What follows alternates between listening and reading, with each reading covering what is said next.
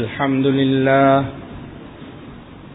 نحمده ونستعينه ونستغفره ونؤمن به ونتوكل عليه ونعوذ بالله من شرور أنفسنا ومن سيئات أعمالنا من يهده الله فلا مضل له ومن يضلل فلا هادي له أشهد أن لا إله إلا الله وحده لا شريك له وأشهد أن سيدنا ونبينا ومولانا محمدا عبده ورسوله صلى الله وسلم وبارك على نبينا محمد وعلى آله وصحبه وسلم تسليما كثيرا كثيرا.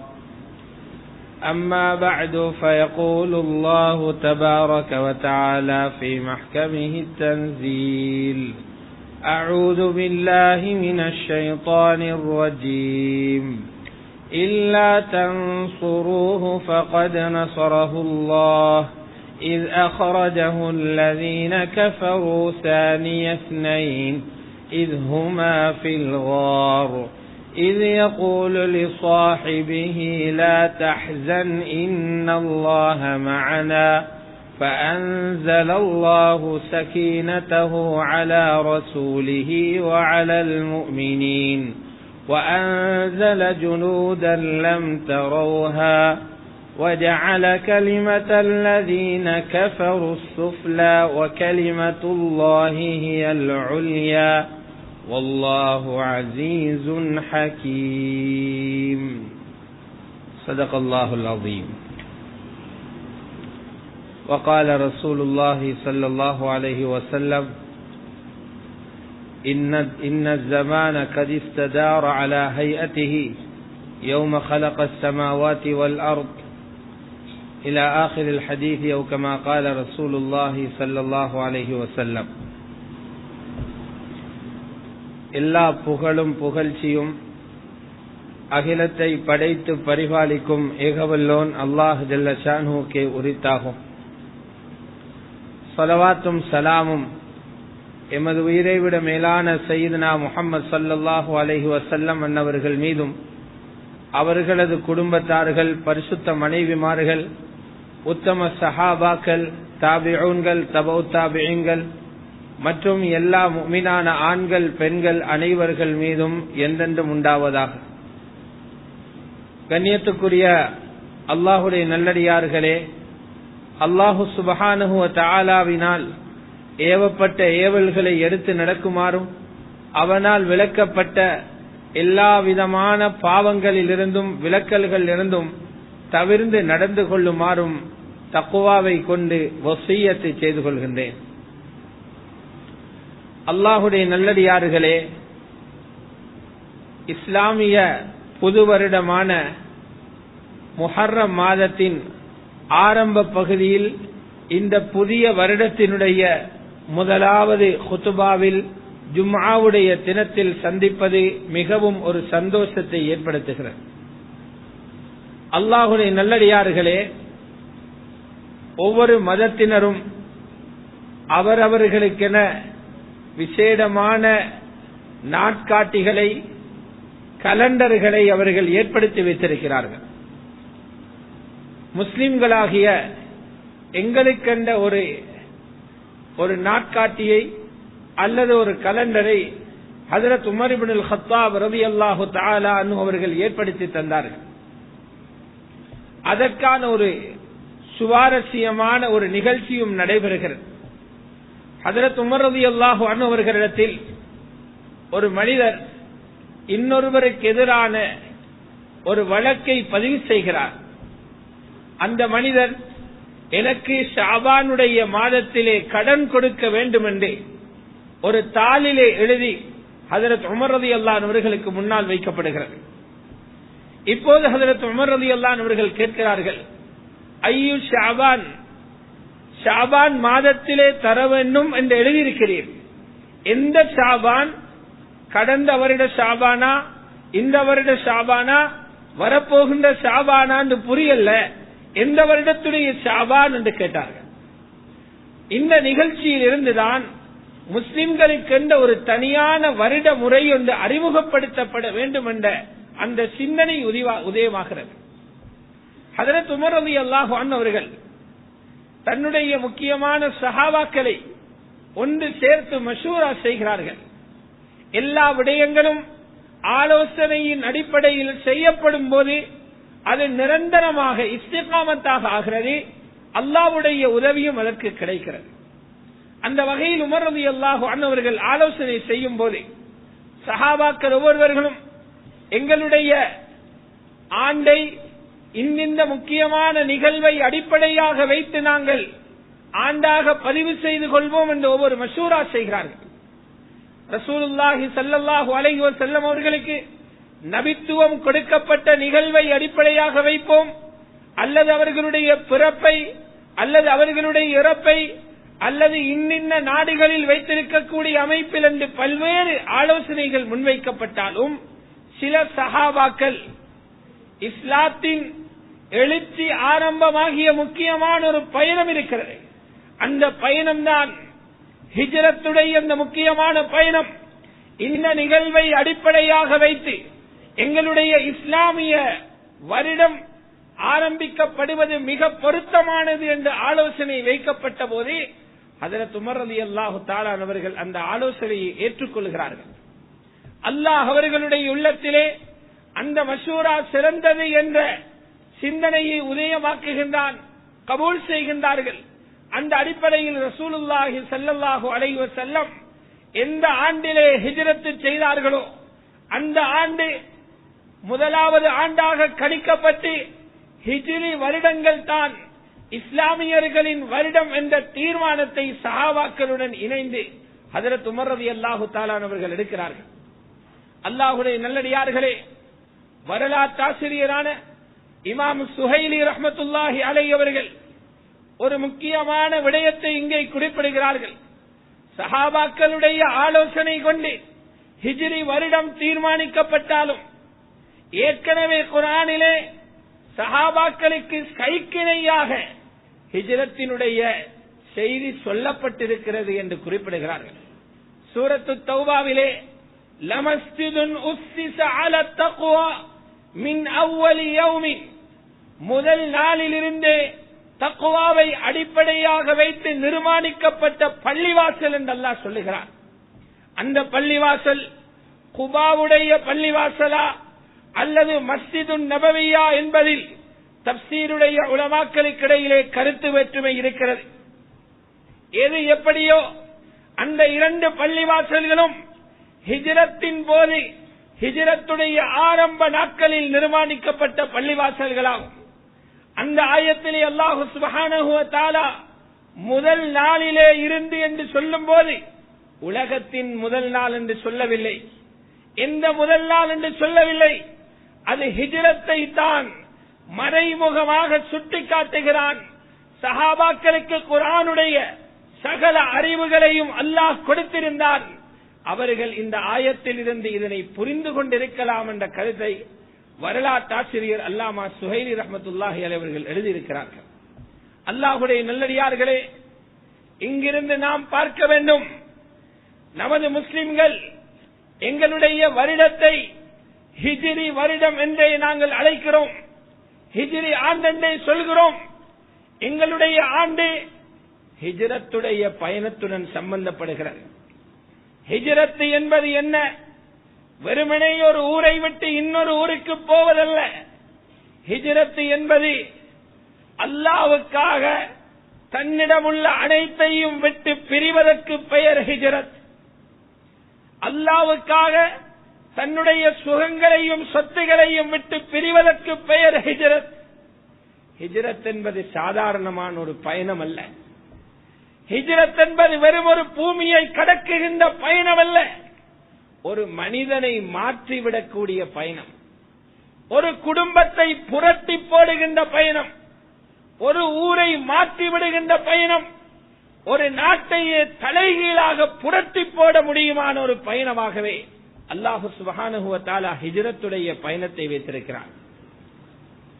அந்த அடிப்படையிலேதான் ரசூலுல்லாஹி ஸல்லல்லாஹு அலைஹி வஸல்லம் அவர்கள் மக்காவிலே பிறந்து அவர்கள் மதீனாவுக்கு 400-220 கிலோமீட்டர் தொலைவிலே உள்ள மதீனாவுக்கு தன்னுடைய பிறந்த மண்ணை விட்டு அவர்கள் ஹிஜ்ரத் செய்கிறார்கள். நபி ஸல்லல்லாஹு அலைஹி வஸல்லம் ஏனைய நபிமார்களை போன்று ஷாமிலோ மிஸ்ரிலோ பிறக்காமல் அவர்கள் மாத்திரமே மக்கா முக்கர்ரமாவிலே பிறந்த ஒரு நபியாக இருந்தார்கள். ஏன் நான் மக்காவிலே பிறந்தேன்? நான் தீனுக்கு உதவி செய்த அன்சாரிகளில் ஒருவனாக பிறந்திருக்க முடியாது. ஏன் நான் மக்காவிலே பிறந்து ஹிஜ்ரத் செய்த முஹாஜிரீன்களுடன் சேர்ந்தேன் என்பதற்கு நபி அலைஹிஸ்ஸலாம் தன்னுடைய நாவினாலே காரணம் சொன்னார்கள். ரசூலுல்லாஹ் மக்காவிலே பிறப்பதற்குரிய காரணிகளே அடிப்படையான முக்கியமான ஒரு காரணம் ஹிஜ்ரத்துடைய பயணமாக இருக்கிறது. ஹிஜ்ரத் செல்ல வேண்டும் என்பதற்காகவே நான் மக்காவிலே பிறந்தேன் என்று சொன்னார்கள் நபி ஸல்லல்லாஹு அலைஹி வஸல்லம். லௌலல் ஹிஜ்ரத்து லகுன்தும் மினல் அன்சார். ஹிஜ்ரத் என்ற இந்த பயணம் மட்டும் இல்லை என்றால் மதீனா வாசிகளான அன்சாரிகளில் ஒருவனாகவே நான் உருவாகி இருப்பேன் என்று ஸல்லல்லாஹு அலைஹி வஸல்லம் அவர்கள் சொல்கிறார்கள். அல்லாஹ்வுடைய நல்லடியார்களே, இப்ராஹிம் அலைஹிஸ்ஸலாம் ஷாமிலிருந்து மக்காவுக்கு ஹிஜ்ரத் செய்தார்கள். மக்களே இல்லாத மக்காவில் நகரமாக மாறி அல்லாஹ்வுடைய புனித பூமியாக ஹரமாக மாறிவிடுகிறது மக்கா. ஹிஜ்ரத்தினுடைய பரக்கத், ஒரு குடும்பம் செய்த ஹிஜ்ரத்தினுடைய அந்த பயணத்தின் பரக்கத்தினால் அல்லாஹ் சுப்ஹானஹு வ தஆலா மக்காவை ஹரமாக மாற்றுகிறான். இதே போன்று ரசூலுல்லாஹி ஸல்லல்லாஹு அலைஹி வஸல்லம் அவர்கள் அந்த மக்கா முக்கர்ரமாவிலே இருந்து மதீனாவுக்கு யஸ்ரிபுக்கு அவர்கள் ஹிஜ்ரத் செய்கிறார்கள். மதீனா இஸ்லாத்தின் கோட்டையாக, முழு உலகத்துக்கும் இஸ்லாத்தை பரப்பும் ஒரு மர்கஸாக, முழு உலகத்துக்கும் இஸ்லாத்தை அனுப்ப சிந்திக்கும் சிந்தனையாளர்களை ஒன்று கூட்டும் ஒரு தளவாக அல்லாஹ் மதீனாவை மாற்றினான் ஹிஜ்ரத்தினுடைய பரக்கத்தினால். ஆகவேதான் ஸல்லல்லாஹு அலைஹி வஸல்லம் சொன்னார்கள், நான் ஹிஜ்ரத் என்ற இந்த அமல் மாத்திரம் இல்லை என்றால் அன்சாரிகளில் ஒருவனாகவே பிறந்திருப்பேன் என்று ஸல்லல்லாஹு அலைஹி வஸல்லம் சொல்கிறார்கள். அல்லாஹ்வுடைய நல்லடியார்களே, ஹிஜ்ரத்தும் நுஸ்ரத்தும் எங்கு இணைகிறதோ அந்த இடங்களிலே சிறுவர்களிடமும் பெரியவர்களிடமும் வாலிபர்களிடமும் இளம் யுவதிகளிடமும் ஆண்களிடமும் பெண்களிடமும் தீன் ஹயாத்தாக ஆரம்பிக்கும். எந்த இடத்தில் ஹிஜ்ரத்தும் நுஸ்ரத்தும் இணைகிறதோ அந்த நாடுகளில், அந்த ஊர்களில் தீன் ஹயாத்தாக ஆரம்பமாகிவிடும். ஹிஜ்ரத் என்பது என்ன? அனைத்தையும் அல்லாஹ்வுக்காக விடுவது.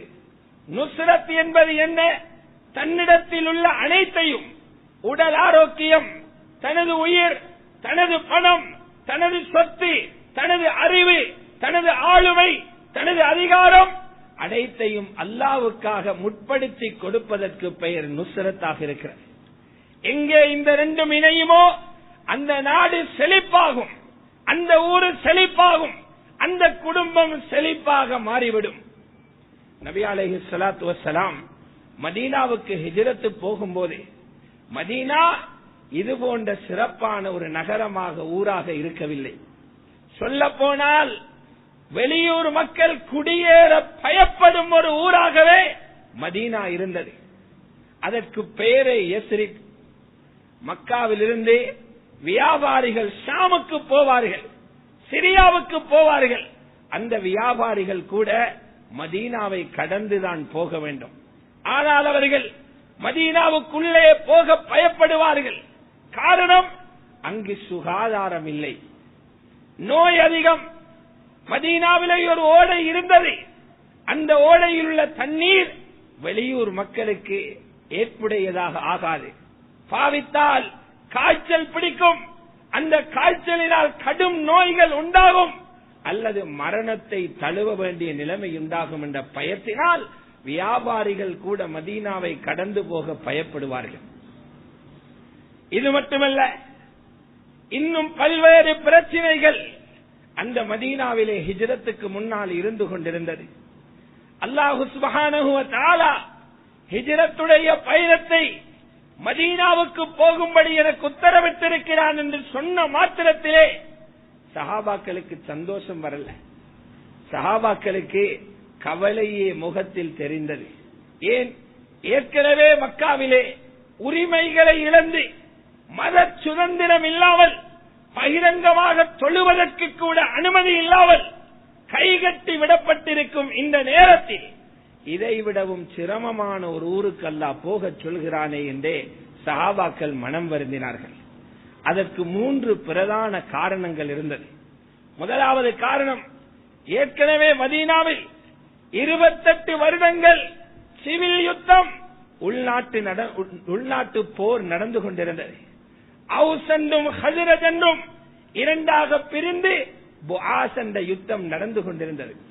யுத்தம் இல்லாத ஊரிலிருந்து யுத்தம் நடக்குகின்ற ஊருக்கு யாரும் குடிபெயர மாட்டார்கள். யுத்தம் நடக்குகின்ற ஊரிலிருந்தே உயிரை பாதுகாப்பதற்கு அகதிகள் வருவது வழக்கம். அல்லாஹு சுப்ஹானஹு வ தஆலா ரசூலுல்லாஹ்வை அனுப்புகிறான். யுத்தம் இல்லாத ஊரிலிருந்து யுத்தம் நடக்குகின்ற ஊருக்கு அனுப்புகிறான். இரண்டாவது பிரச்சினை பொருளாதார பிரச்சினை. மக்காவில் இருந்தவர்கள் வியாபாரிகள், உல்லாசமாக இருப்பவர்கள் வியாபாரிகள். மதீனாவிலே இருந்தவர்கள் பெரும்பாலும் விவசாயிகள், தோட்டங்களிலே இருப்பவர்கள். அவர்களுக்கே அந்த வருமானம் போதாது, ஈத்தம்பழங்கள் போதாது. நாங்களும் அங்கே போய் புகுந்தால் இன்னும் இரட்டிப்பான கஷ்டங்களுக்கு ஆளாகுவோம் என்ற ஒரு பயம் இருந்தது. மூன்றாவது பிரச்சினை, ஏலவே சொன்னது போன்று அந்த நோயுடைய ஆரோக்கிய பிரச்சினை இருந்தது. மனிதர்கள் என்ற வகையில் பின்னால் என்ன நடக்கும் என்று மனிதனுக்கு தெரியாது. எந்த மனிதனுக்கும் நாளை என்ன நடக்கப் போகிறது தெரியாது. அதை தெரியும் அல்லாஹுக்கு மட்டுமே. அவன் அறிவித்துக் கொடுத்தவர்கள் யாரோ அவர்களுக்கு மாத்திரமே. அல்லாஹு சுப்ஹானஹு வ தஆலா இப்படியான அனர்த்தங்கள் தெரிகின்ற இடத்துக்கே ஹிஜ்ரத்துடைய பயணத்தை துவக்கி விடுகிறான். ரசூலுல்லாஹி ஸல்லல்லாஹு அலைஹி வஸல்லம் அந்த கட்டளையை சந்தோஷமாக பொறுப்பெடுக்கிறார்கள், சந்தோஷமாக பாரமெடுக்கிறார்கள். ஹிஜ்ரத்துடைய பயணத்தை மேற்கொண்டு மதீனாவுக்கு போய் சேருகிறார்கள். என்ன நடக்கிறது? என்ன நடக்கிறது? யுத்தத்தை நிறைவு செய்ய வட்ட மேசை மாநாடுகள் நடத்தல்ல, பெரும் பெரும் அரங்குகளிலே 2 சாராரையும் கூட்டி சமாதானம் பேசல்ல. ஸல்லல்லாஹு அலைஹி வஸல்லம் எல்லோரையும் கூப்பிட்டார்கள். கலிமா அந்த கொடிக்கு கீழ் ஒன்று சேருங்கள் என்றார்கள். கூலு லா இலாஹ இல்லல்லாஹ் துஃப்லிஹு, லா இலாஹ இல்லல்லாஹ் சொல்லுங்கள், வெற்றிக்கு வழியே அது என்றார்கள். அவர்கள் அனைவர்களின் கலிமா சொன்ன பிறகு சப்பிலே கொண்டு வந்து நிறுத்தினார்கள். உள்ளங்களை நேர்படுத்துகின்ற வரிசையே தொழுகையின் சப்புகள். தொழுகையின் சப்புகளிலே நிறுத்தினார்கள். சப்புகளில் வளைவு வரும்போது உள்ளங்கள் வளையும்.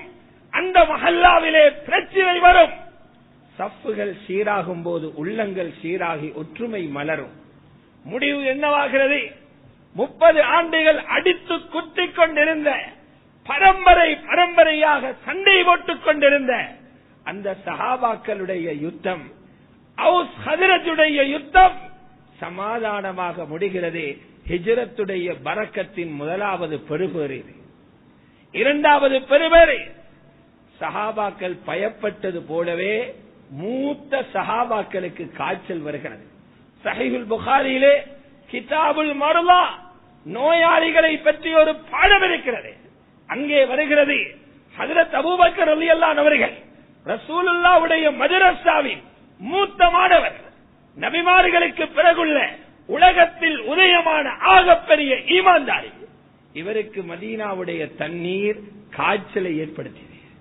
ஹஜ்ரத் ஆயிஷா ரலியல்லாஹு அன்ஹா சொல்றாங்க, நான் எங்க வாப்பாவை போய் பார்த்தேன், அவரு காய்ச்சல் அகோரத்தில கவிதைகள் படிக்கிறார்.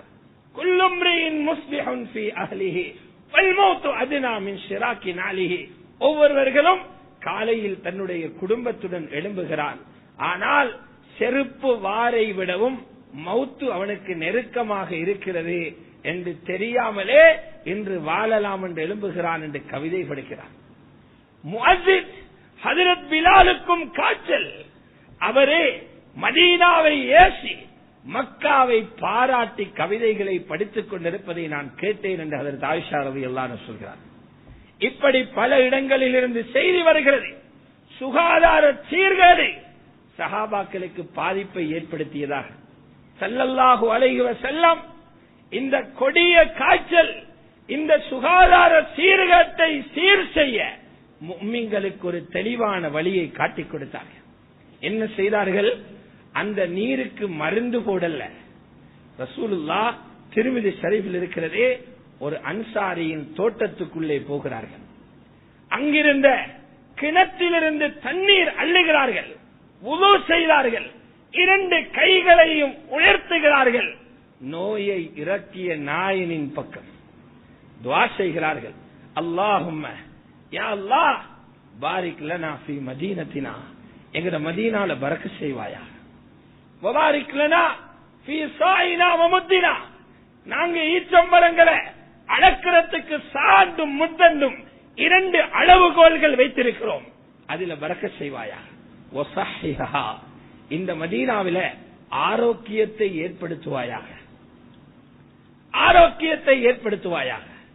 யா அல்லாஹ், மக்காவோட எப்படி எங்களுக்கு முஹப்பத்தோ இது போல மதீனாவோடையும் முஹப்பத்தை ஏற்படுத்தி, அவசத் அல்லது அடைவிட கடுமையாக மதீனாவோட முஹப்பத்தை ஏற்படுத்தி, வன்குல் ஹும்மாஹா இலல் ஜுஃபா, இந்த மதீனாவில் இருக்கக்கூடிய கொடிய பயங்கர காய்ச்சலை முனாஃபிக்குகள் வாழக்கூடிய ஊரான ஜுஃபாவுக்கு அனுப்பி வைத்திடு என்று ஸல்லல்லாஹு அலைஹி வஸல்லம் துஆ செய்தார்.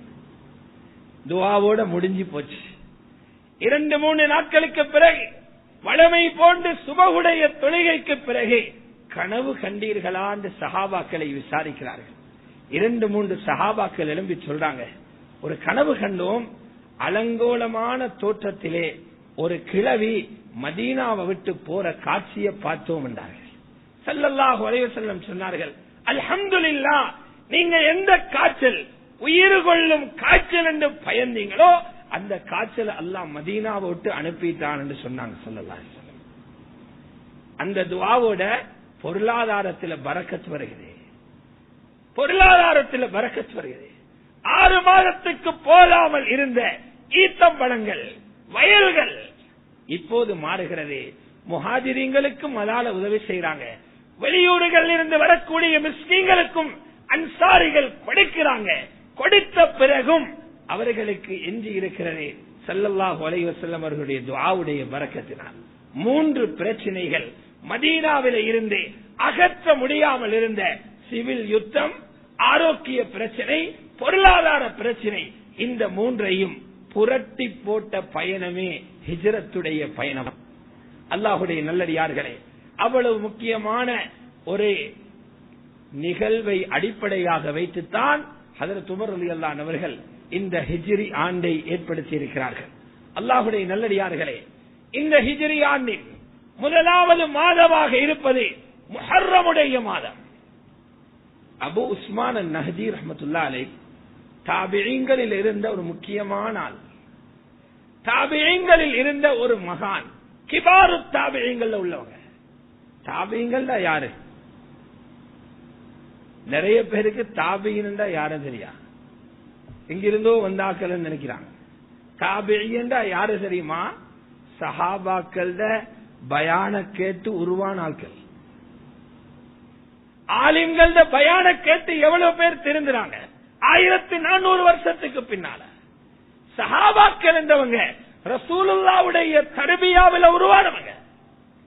தாபிஈன்கள் என்று சொல்றவங்க சஹாபாக்களோட புழங்கி, அவங்கள பார்த்து, அவங்களோட பழகி, அவங்களோட பேச்சுகளை கேட்டு உருவானவங்க. இப்படி நிறைய சஹாபாக்களோட புழங்கினவங்க தான் அபு உஸ்மான் அன்-நஹ்தி ரஹ்மத்துல்லாஹி அலைஹி. அவங்க சொல்றாங்க, நாங்க சஹாபாக்களை பார்த்தோம், வருஷத்துல 3 பத்துகளை கௌரவப்படுத்துறாங்க, வருடத்தில 3 பத்துகளை கௌரவப்படுத்துறாங்க. அதுக்குள்ள என்னமோ விஷயம் இருக்குது, என்னமோ பரக்கத்துகள் இருக்குது, என்னமோ ஹைராத்துகள் இருக்குது. யுஅல்லிமூன ஸலாஸ், அந்த 3 பத்துகளையும் ரொம்ப மரியாதையாக கடத்துறாங்க. அதுல ஒன்றுதான் முஹர்ரம் மாதத்தில முதலாவது 10 நாள், இரண்டாவது ரமலானுடைய கடைசி 10 நாள், மூன்றாவது துல்ஹஜ்ஜுடைய முதல் 10 நாள் என்று அபு உஸ்மான் அன்-நஹ்தி ரஹ்மத்துல்லாஹி அலைஹி சொல்றாங்க. அந்த முஹர்ரமுடைய முதலாவது 10 நாட்களிலே தான் நாங்கள் இருக்கிறோம். இந்த 10 நாளின் இறுதி நாள் ஆஷூராவுடைய தினமாகும். ஆஷூரா 10வது தினத்துக்குரிய பெயர். இது எவ்வளவு பெரிய ஒரு நாள் தெரியுமா? அல்லாஹ் சுப்ஹானஹு வ தஆலா உலகத்தில் தலைவிரித்தாடிய அவனை விட அட்டகாசக்காரன் உலகத்தில் வரல. அவனை விட நபிமார்களுக்கு சவாலானவன் உலகத்தில் ஒரு தனித்தவன் வரல. அவ்வளவு பெரிய கொடியவனை ஒரே அடியாக அடிச்சு கீழே போட்டு பலகீனமாக இருந்த ஹதரத் மூசாவை மேல தூக்கி எடுத்த நாள் தான் ஆஷூராவுடைய தினம். அதுதான் இதன் முக்கியம். பாத்தில் மிதிக்கப்பட்டு ஹக்க அல்லாஹ் தலை நிமிர்த்தி வச்ச காலம். 16 லட்சம் ஃபிரௌனுடைய படை 3-4 லட்சம் பனு இஸ்ராயல்களுக்கு முன்னால மண் கவ்வின நாள் தான் ஆஷூராவுடைய தினமாகும். புகாரி ஷரீஃப்ல இருக்குது, ஸல்லல்லாஹு அலைஹி வஸல்லம் ஹிஜ்ரத் வந்து மதீனால பாக்குறாங்க.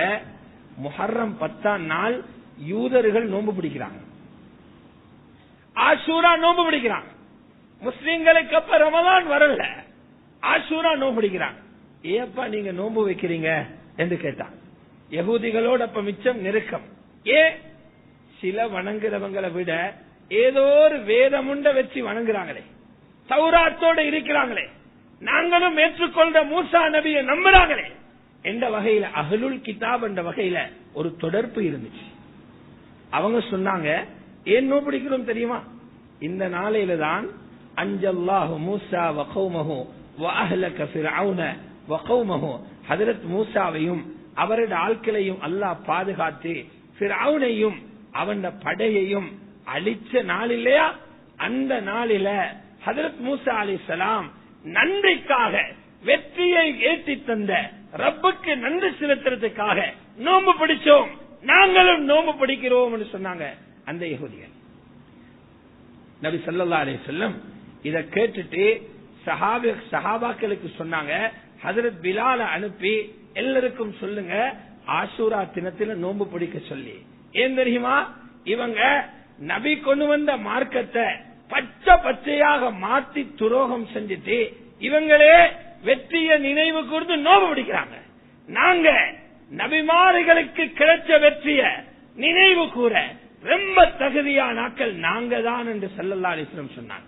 வனஹ்னு அஹக்கு பிமூஸா மின்கும், யஹூதிகளே உங்களை விட மூசாவுக்கு மிக தகுதியானவங்க நாங்க தான் என்று சொல்லி ஸல்லல்லாஹு அலைஹி வஸல்லம் ஆஷூராவுடைய தினத்தில் நோன்பு பிடிச்சாங்க.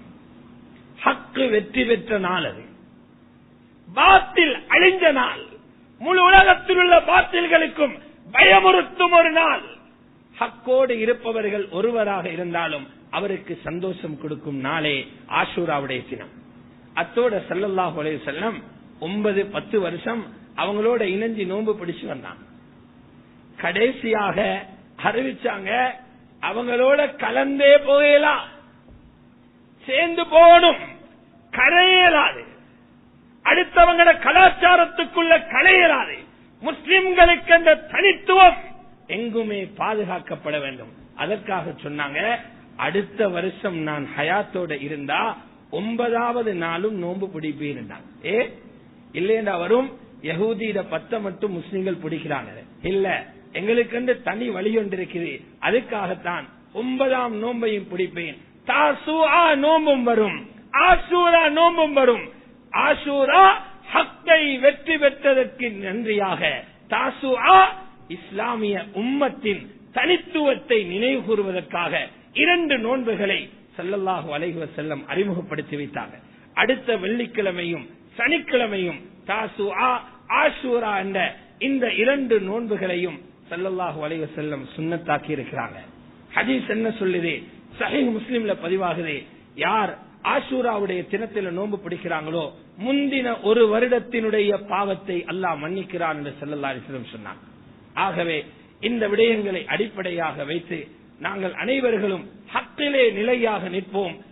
இஸ்லாமிய மார்க்கத்திலே, தீனிலே எங்களுடைய தனித்துவத்தை எந்த இடத்திலும் பாதுகாப்பதற்கு தயங்காமல் முன்னிற்போம். அல்லாஹ் சுப்ஹானஹு வ தஆலா மலர்ந்திருக்கும் இந்த முஹர்ரமுடைய மாதத்திலே அவனுடைய தீனோடு இறுக்கமாக இருந்து, ஹக்கோடு இறுக்கமாக இருந்து அவனுடைய உதவிகளை பெற்று வாழ்வதற்கும் ஹிஜ்ரத் என்ற அந்த மேலான அமலின் மூலமாக நாங்களும் பாடம் பெற்று எங்களுடைய குடும்பங்களையும் ஊர்களையும் மதீனாவை போன்ற தலை சிறந்த ஊர்களாக மாற்றுவதற்கு அந்த பயணங்களையும் நாங்கள் படிப்பினையாக பெறுவோம். அல்லாஹ் சுப்ஹானஹு வ தஆலா எங்கள் அனைவர்களையும் கபூல் செய்வானாக. யா அல்லாஹ் எங்களுடைய பாவங்களை மன்னித்தருள்வாயாக. மூமினான முஸ்லிமான ஆண்கள் பெண்கள் அனைவர்களது பாவங்களையும் மன்னித்தருள்வாயாக. அனைத்து கபராளிகளுடைய கபறுகளையும் சூட பூஞ்சோலைகளாக ஆக்குவாயாக. அவர்களுடைய பாவங்களை நன்மைகளாக மாற்றுவாயாக. உயர்ந்த தரஜாக்களை அவர்களுக்கு நசீபாக்குவாயாக. மலர்ந்திருந்திருக்கிற இந்த புத்தாண்டிலே நல்ல இஸ்திகாமத்துடன், உறுதியுடன், மார்க்கத்துக்காக பல அர்ப்பணிப்புகளை செய்து இந்த தீனுக்காகவே எங்களை மாற்றிக்கொள்கிற உண்மையான முஸ்லிம்களாக யா அல்லாஹ் எங்களை மாற்றி விடுவாயாக. சகல விதமான ஹராமான செயற்பாடுகள் இருந்தும் எங்களை பாதுகாப்பாயாக. ஹராமான தொழில்கள் இருந்து பாதுகாப்பாயாக. ஹராமான கொடுக்கல் வாங்கல்கள் இருந்து பாதுகாப்பாயாக. பிழையான பிள்ளை வளர்ப்புகள் இருந்து பாதுகாப்பாயாக. அனைத்தையும் சீர் செய்து கொண்டு நேராக பயணிக்க யா அல்லாஹ் நீங்கள் அனைவருக்கும் தௌஃபீக் செய்வாயாக. ஆமீன். வ ஆகிரு தஅவானா